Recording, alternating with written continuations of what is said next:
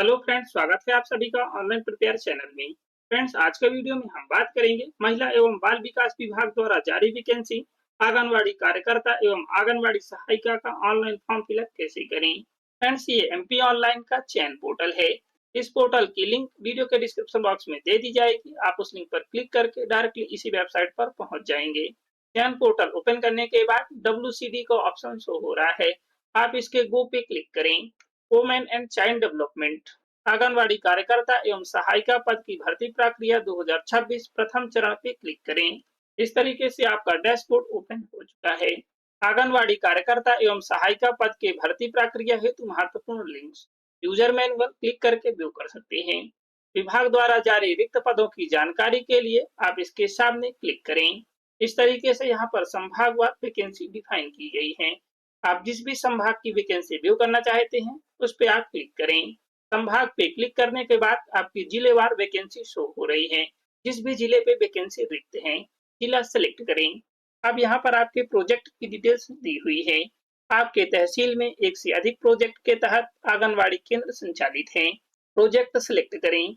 यहाँ पर आंगनवाड़ी का नाम है, जो कि आपके वार्ड का नाम या ग्राम का नाम सम्मिलित होगा। यहाँ पर आंगनवाड़ी कार्यरत के स्वीकृत पद हैं और यहाँ पर आंगनवाड़ी सहायिका के स्वीकृत पद हैं। यदि आपका ग्राम या वार्ड मेंशन नहीं है तो आपके आंगनवाड़ी केंद्र में वैकेंसी रिक्त नहीं है, आप आवेदन नहीं कर सकते हैं।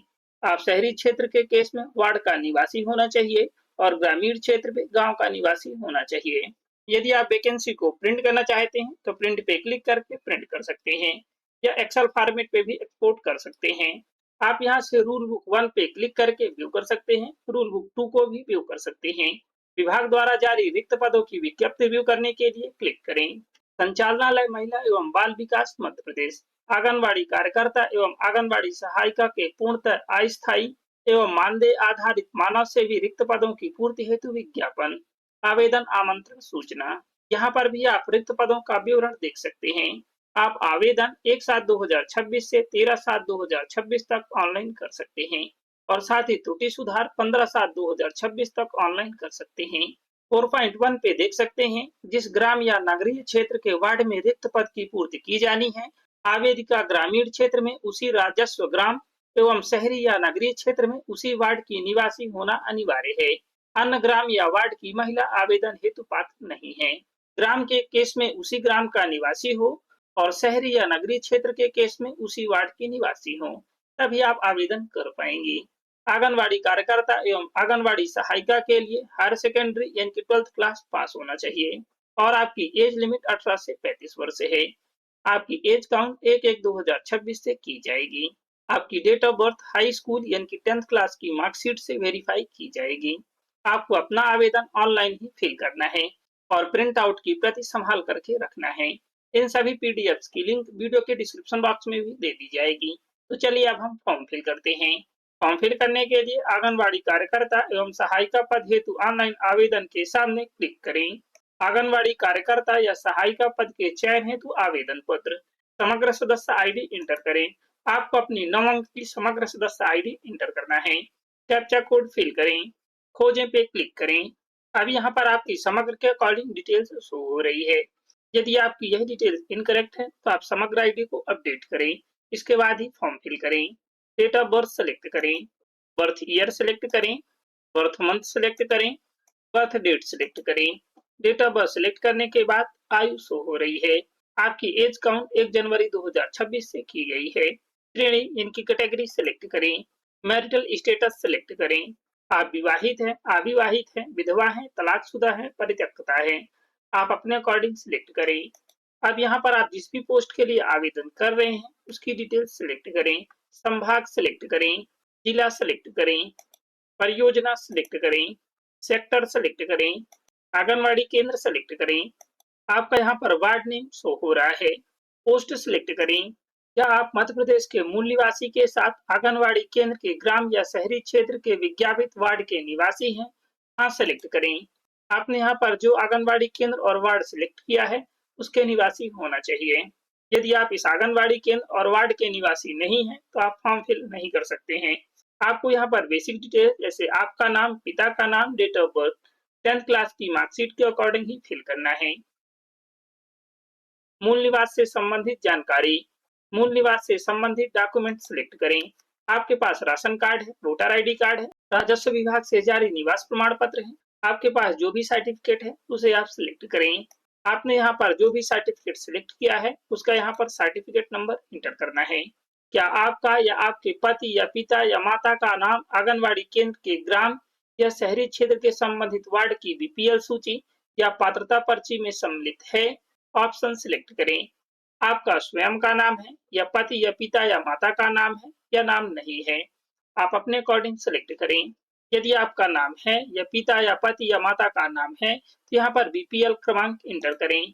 नेक्स्ट है, क्या आपका या आपके पति या पिता का नाम आंगनवाड़ी केंद्र के ग्राम या शहरी क्षेत्र के संबंधित वार्ड की मतदाता सूची में सम्मिलित है? विकल्प सिलेक्ट करें। यदि आपका स्वयं ही नाम मतदाता सूची में सम्मिलित है तो आप यहाँ पर स्वयं सिलेक्ट करें। यदि पिता या पति का नाम सम्मिलित है तो आप इसे सिलेक्ट करें। इसके बाद मतदाता सूची का सरल क्रमांक यानी कि सीरियल नंबर इंटर करना है। आप सीरियल नंबर मतदाता सूची डाउनलोड करके या फिर आप अपने वोटर आईडी कार्ड से भी पता कर सकते हैं। वोटर लिस्ट कैसे डाउनलोड करना है और सीरियल नंबर कैसे पता करना है हम पहले ही वीडियो अपलोड कर चुके हैं। अब यहाँ पर आप पूर्ण पता मूल निवासी से संबंधित जानकारी के अनुसार ही भरना है। जिला सिलेक्ट करें, तहसील सिलेक्ट करें, ब्लॉक सिलेक्ट करें, शहर या नगर या गांव, घर संख्या या फ्लैट संख्या, सड़क या मोहल्ला आदि डिटेल्स यहाँ पर इंटर करें। वार्ड इंटर करें, यह कंपलसरी नहीं है। पिन कोड नंबर इंटर करें, कॉन्टैक्ट डिटेल्स फिल करें, मोबाइल नंबर इंटर करें, ईमेल एड्रेस इंटर करें, यह कंपलसरी नहीं है। शैक्षणिक योग्यता यानी कि एजुकेशनल क्वालिफिकेशन डिटेल्स फिल करना है। आंगनवाड़ी सहायिका और कार्यकर्ता दोनों के लिए ही 12th क्लास पास होना चाहिए। 12th क्लास का रोल नंबर इंटर करें और 12th क्लास का पासिंग ईयर इंटर करें। 12th क्लास का परसेंटेज इंटर करें। आपको दशमलव के 2 अंक तक इंटर करना है। यदि आपका मार्किंग पैटर्न ग्रेड है तो परसेंटेज में कैलकुलेट करके ही फिल करें। परसेंटेज कैलकुलेशन कैसे करना है आपके मार्कशीट के बैक साइड पर दिया हुआ होगा या फिर आप अपने बोर्ड से फार्मूला प्राप्त करें। क्या आप ग्रेजुएट या फिर हायर डिग्री पास हैं? हाँ या नहीं सिलेक्ट करें। क्या आवेदिका सेवा काल के दौरान मृत्यु को प्राप्त आंगनवाड़ी कार्यकर्ता या सहायिका या मिनी आंगनवाड़ी कार्यकर्ता की अविवाहित या विधवा या परित्यक्ता परिवार पर आश्रित बेटी है? नियम पुस्तिका के अनुसार यदि आप इस कैटेगरी के अंतर्गत आती हैं तो आप यहाँ पर हाँ या नहीं सिलेक्ट करें। यदि आप यहाँ पर हाँ सिलेक्ट करती हैं तो आप अपने माता का नाम इंटर करें जो कि आंगनवाड़ी कार्यकर्ता या सहायिका या मिनी आंगनवाड़ी कार्यकर्ता रही हों और यहाँ पर माता की मृत्यु की डेट सिलेक्ट करें। संभाग सिलेक्ट करें, जहाँ पर माता कार्यरत थी आप यहाँ पर डिटेल्स फिल करेंगे। जिला सिलेक्ट करें, परियोजना सिलेक्ट करें, आंगनवाड़ी केंद्र सिलेक्ट करें जहाँ पर माता कार्यरत थी। माता के मृत्यु प्रमाण पत्र की छाया प्रति संलग्न करें, हाँ सिलेक्ट करें। यदि आपके पास माता का मृत्यु प्रमाण पत्र नहीं है तो आप यहाँ पर नहीं सिलेक्ट करेंगे।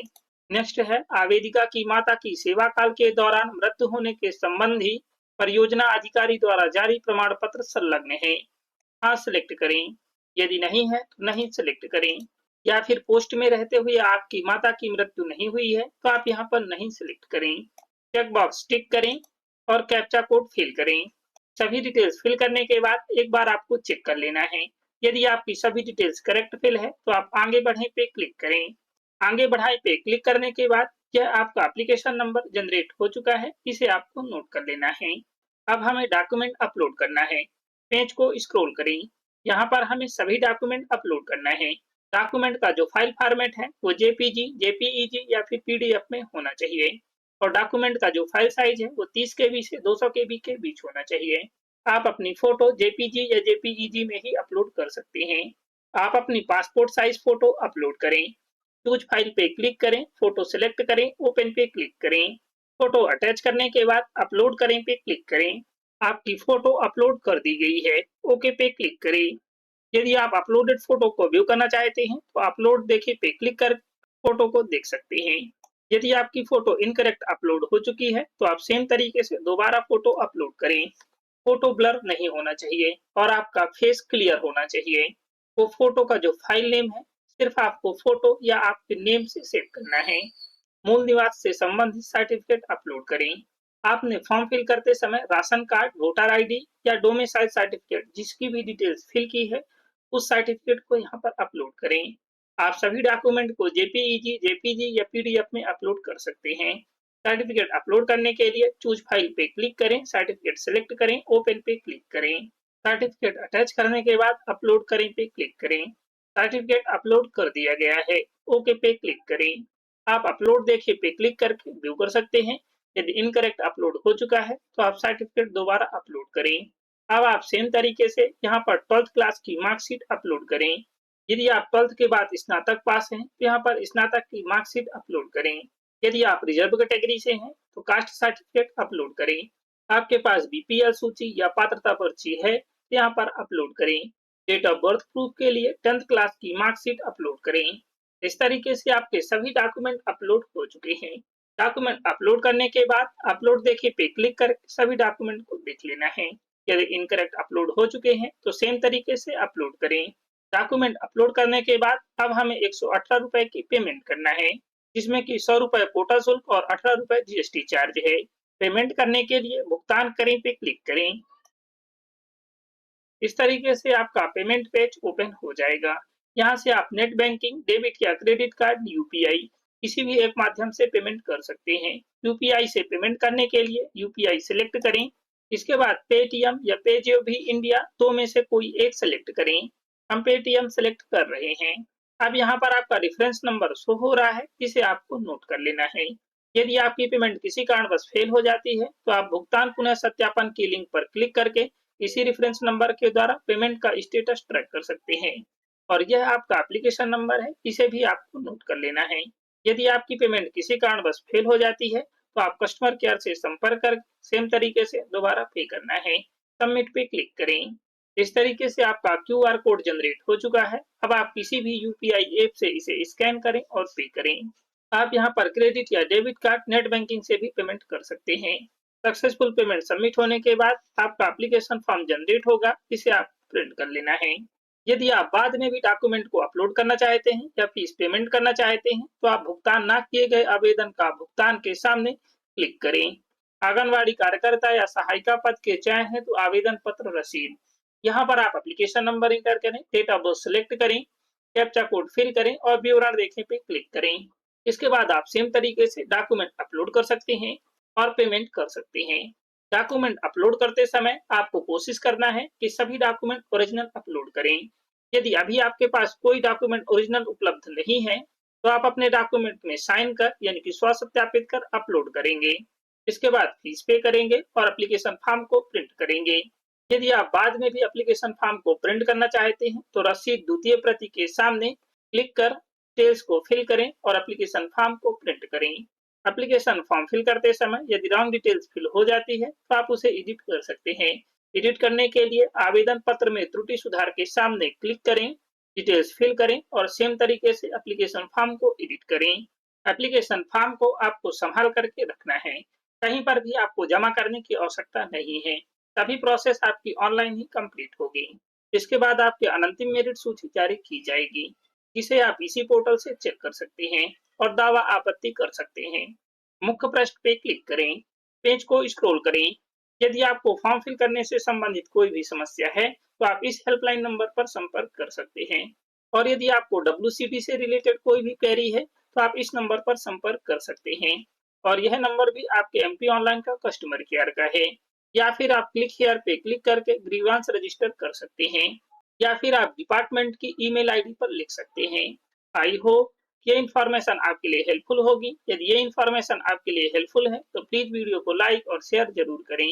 यदि आप चैनल पे न्यू हैं तो प्लीज चैनल को सब्सक्राइब जरूर करें और साथ ही बेल आइकन को भी प्रेस करें ताकि हर वीडियो की नोटिफिकेशन आपको मिल सके। Thank you.